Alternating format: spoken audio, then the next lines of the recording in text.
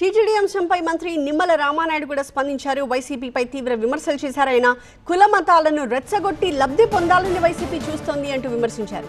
Declaration ఇవ్వడం ఇష్టం లేక తిరుమలకి వెళ్లడమే మానేసిన వ్యక్తి జగన్. అలాంటి వ్యక్తి తిరుమల గురించి, గోశాల గురించి మాట్లాడుతున్నారు అంటూ ఎద్దేవా చేశారు. నాస్తికుడైన భూమన కరుణాకర్ రెడ్డి దేవుడు, గోవుల విషయంలో ప్రజల్ని రెచ్చగొట్టే ప్రయత్నం చేస్తున్నారు అన్నారు నిమ్మల. వీటన్నిటినీ తాము సమర్థవంతంగా తిప్పికొడతామని చెప్పారు మంత్రి. ఇప్పుడు అంటే డిక్లరేషన్ ఇవ్వమని అడిగితే అసలు తిరుపతి వెళ్ళడానికి మానేసినటువంటి వ్యక్తి నువ్వు అసలు తిరుపతి గురించి, ఆ టీటీడీ గురించి మాట్లాడేటువంటి అర్హత ఈ వైసీపీ కానీ జగన్మోహన్ రెడ్డి కానీ ఎక్కడ ఉన్నటువంటి పరిస్థితి? ఎప్పుడైనా మీరు ఏదైతే ఆ పట్టు వస్త్రాలు సమర్పించడానికి ఎప్పుడైనా సతీ సమేతంగా, హిందూ సాంప్రదాయం అది సతీ సమేతంగా వెళ్ళడం అనేది ఎప్పుడైనా పాటించారా మీరు? అటువంటి వాళ్ళు మీరు టీటీడీ గురించి మాట్లాడడం, అటువంటి వాళ్ళు తిరుపతి గురించి మాట్లాడడం, అటువంటి వారు హిందువుల గురించి మాట్లాడడం. అభి చిన్న కన్ఫ్యూజన్, ఫ్లాట్ కొనాలా సైట్ కొనాలా? కన్ఫ్యూజన్ ఎందుకు, ఒక రియల్ ఎస్టేట్ ఎక్స్పర్ట్ తో మాట్లాడు. ఎలా? బాస్ వాలా బీ ద బాస్. మీ కరుణాకర్ రెడ్డి మాట్లాడుతూ ఉంటాడు. ఎవరు ఈ కరుణాకర్ రెడ్డి?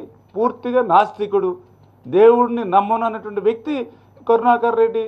ఆయన చరిత్ర ఎవరికి తెలియదు. మరి ఆయన మ్యారేజ్, వాళ్ళ పిల్లల మ్యారేజ్ ఏ సాంప్రదాయం ప్రకారం చేశాడు?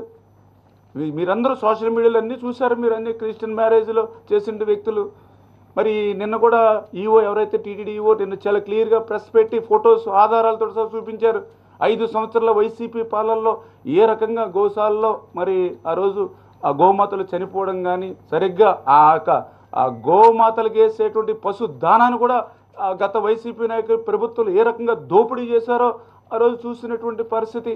మరి అటువంటి వ్యక్తులు కూడా ఈరోజు మరి ఇటువంటి తిరుపతి గురించి, పవిత్రమైనటువంటి టీటీడీ గురించి మాట్లాడడం అని అంటే ఇది కేవలం మతాల మధ్య, కులాల మధ్య, ప్రాంతాల మధ్య ఈ రకంగా రాజేసేటువంటి కార్యక్రమం ఏదైతే వైసీపీ చేస్తూ ఉందో మరి దాన్ని అన్నింటినీ కూడా ఎప్పటికప్పుడు ప్రజల్ని ఎడ్యుకేట్ చేసి ప్రజల్ని తిప్పికొట్టాలనేటువంటి ఆలోచనతోటే మరి ఈరోజు ప్రభుత్వం పనిచేయాలనేది.